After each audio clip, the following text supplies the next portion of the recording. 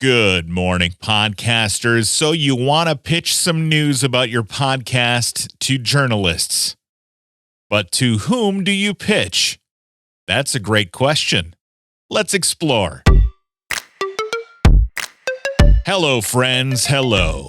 My name is Fuzz Martin, and this is Good Morning Podcasters, a show about marketing, social media, public relations, and advertising, and how those topics can be used to promote your podcast. And today, we're focusing on public relations, particularly, to whom do you pitch your story?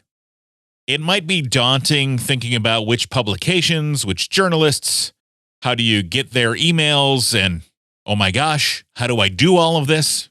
But really what we're talking about is making a list. And PR list building takes some time, but it's not super hard. You just need to start with a plan. You want this to be strategic. I've mentioned this on other episodes where I've discussed PR topics, but you don't want to spam journalists. So you want to make your list nice and tight. If you spam journalists, they'll block you faster than Lane Johnson, right tackle for the Philadelphia Eagles. And I totally didn't just look that up on Google. What you want to do is determine who is the right audience for your news, and then make a list of journalists, reporters, podcasters, bloggers, etc., who cover news or create content for that audience. If you have a strong niche, you likely already have an idea of who those journalists, or at least what those publications and outlets are, because you're already creating in that space. So let's create an example quick to walk through. Let's say you're a podcaster in the... Hold on, let's go to ChatGPT. All right.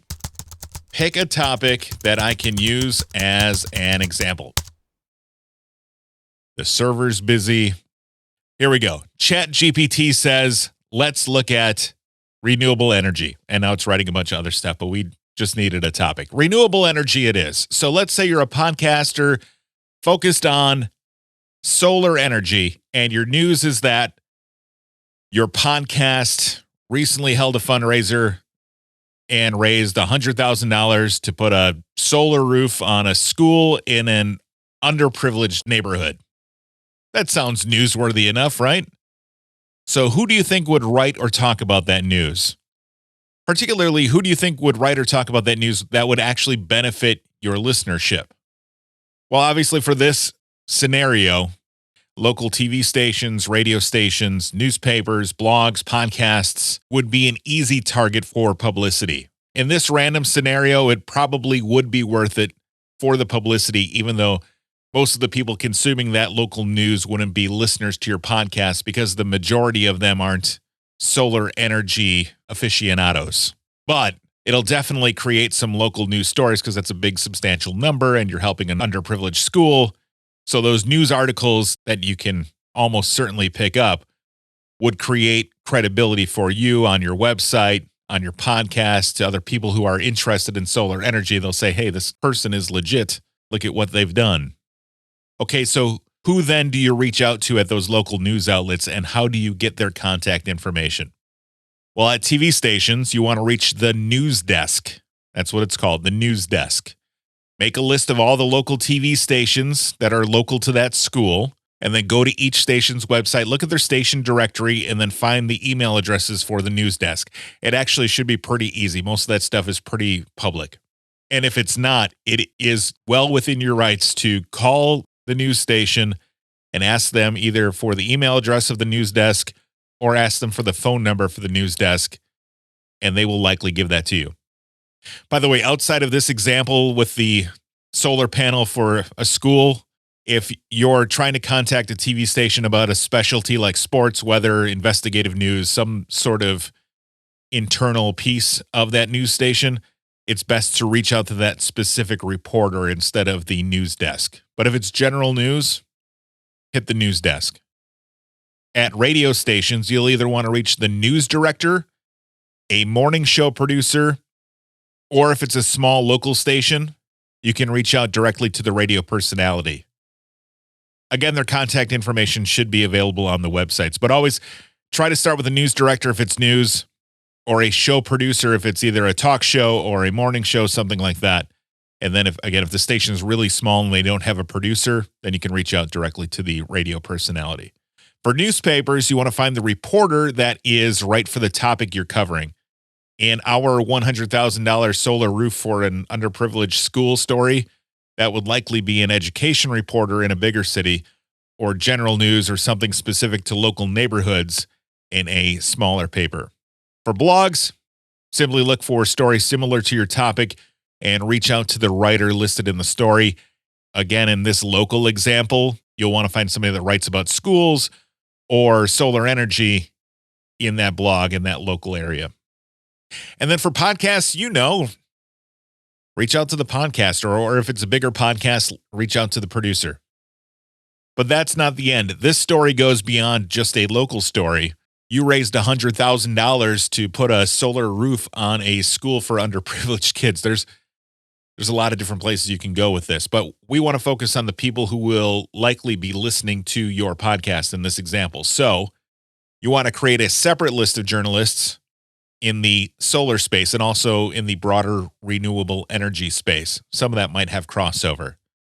Make a list of the appropriate magazines, industry websites, and podcasts in those categories as well. For magazines, you want to pitch the editor. You don't want to pitch the editor-in-chief. You don't want to pitch the publisher. You don't want to pitch the deputy editor or anything like that. You want to pitch the editor in charge of the topic that you're trying to cover. Again, the contact info will either be on the website or the digital version of the magazine, which is, again, usually linked on the website. It'll also likely be on the paper version of the magazine if you hate trees. Again, on websites, look for the people who wrote the articles in the space that you're in. They might be reporters, they might be columnists, they might be freelance writers who are hired for that particular story, but you will likely have success if you have real news and you're pitching to people who have written about those kinds of news topics. Don't send a renewable energy story to a sports reporter or to somebody who covers fossil fuels. They're not going to help you. That's not what they write about. By the way, if you can't find their email addresses online, you can consider going to their social media handles. I'm not usually a fan of pitching via social media. Some journalists like it. Your mileage may vary. Read the journalist's bio before DMing them. Okay, and there's one more audience in this scenario. So if you're a podcaster and you did something truly great like raising $100,000 for an underprivileged school, you can also tell the podcasting industry about that. Again, these might not convert to listeners, though, so you don't want to waste too much energy on this. But people like James Cridland from Pod News Daily would certainly cover a story about a podcaster who did something great. Again, this is all going back to do not spam journalists. I'll say this one last time. Do not be spammy. It will not help you. It will only hurt you. Creating a good list of journalists to pitch to is like writing a concise paragraph. It's much easier to put a whole bunch of stuff in there than it is to cull it down and make it good. But you want to cull it down and make it good. Even if you're using expensive software like Cision, there's still a lot of work in determining who you should be pitching to and where to find their information. But if you spend an afternoon compiling a good list, you're likely going to be rewarded. If you ever want to bounce a question off me about this, please feel free to do so. You can email me, fuzz@goodmorningpod.com. That is FUZZ @goodmorningpod.com. New episodes of Good Morning Podcasters come out every Monday, Wednesday, and Thursday. And since today is Thursday, the next one will be on Monday. In the meantime, if you're a first-time listener, we've got 44 other episodes you can listen to. Click the follow button in your podcast player and check out more at goodmorningpod.com. And I'll talk to you again on Monday, right here on Good Morning Podcasters.